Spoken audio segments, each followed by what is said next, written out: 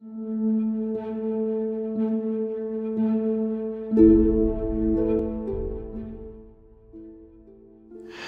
sitting here in front of a chapel, a small chapel in the Italian Alps, and this is the chapel where exactly 33 years ago, on the 17th of July 1989, and today is the 17th of July, so it is of the year 2022, so it's exactly 33 years ago, Pope John Paul sat down here in silence for a time of prayer, in solitude.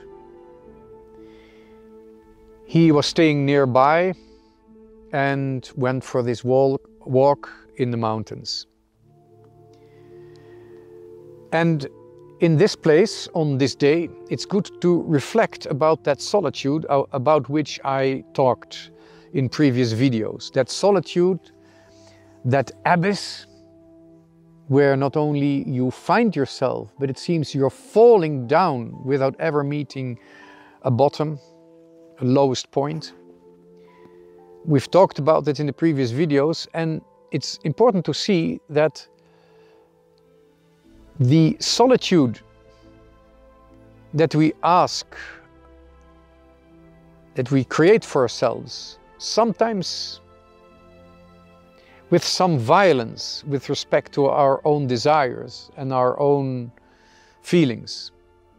If we try to find that solitude, that doesn't mean we say no to our neighbors. That doesn't mean we betray our beloved ones. On the contrary, we need that solitude with God, not just to enter this kind of initiation into a new period of our lives, not only because we're on a threshold and want to be wiser in the new time, in the new age that is starting. It's not only part of our growth towards God, but it's also part of our growth towards our neighbor, towards the people that are near to us. When we come out of the solitude with God, the quality of our human relationships is also better. We respect them more.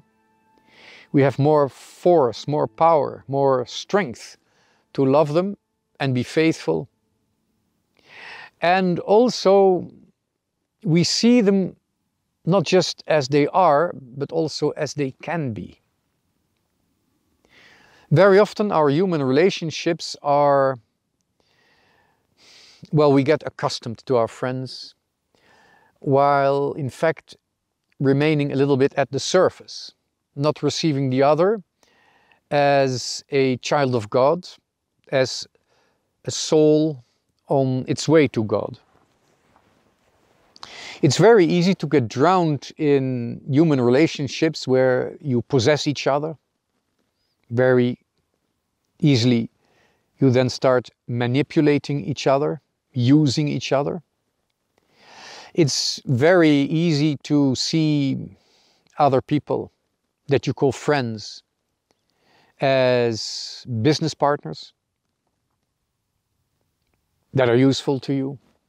And of course, in our crazy time, we use the social media and call friends people who are not our friends at all. We don't do anything for them. They do not do anything for us. We are just at the surface, and that's why it's so easy to get into quarrels with them. Social media are often the destruction of real human relationships, real human encounters. And so when we force ourselves to have this time of solitude and to allow God to make us feel lonely, allow God to make us feel the solitude of the soul before God, if we allow our mind to experience this vertigo of being created and this abyss where we seem to be falling without end, when we reflect on non-existence, we could have not existed. If we were created, we might as well have not existed. It is in this experience of the abyss, of the solitude, that we prepare, or we let God prepare our encounter with Him. But that doesn't mean we have to abandon our neighbors. Yes, we have to give up their presence. But in fact, when we come back from this moment of solitude with God, the quality of our relationship with the others is improved. It is deepened. It reaches further, it reaches higher. We see more the other as a creature that we cannot possess, but that belongs to God. And because it belongs of God, it is given to us to be with us, to learn to love, to learn to give, to learn to be truthful, to learn to be faithful, to pass trials together.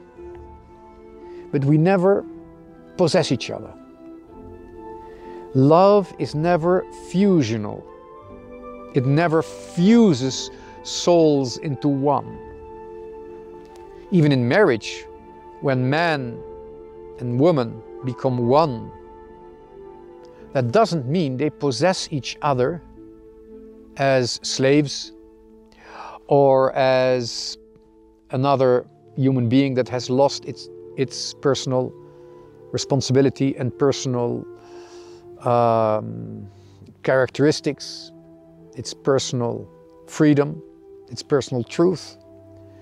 In marriage also, it's very important that man and woman, that the two husbands allow each other this solitude with God. And when they come back from this solitude, the sacrament of their marriage will be strengthened. Being alone, in order to be confronted with what is deepest in you, in your soul, the deepest potential in your soul, to be confronted with the Almighty who has created the soul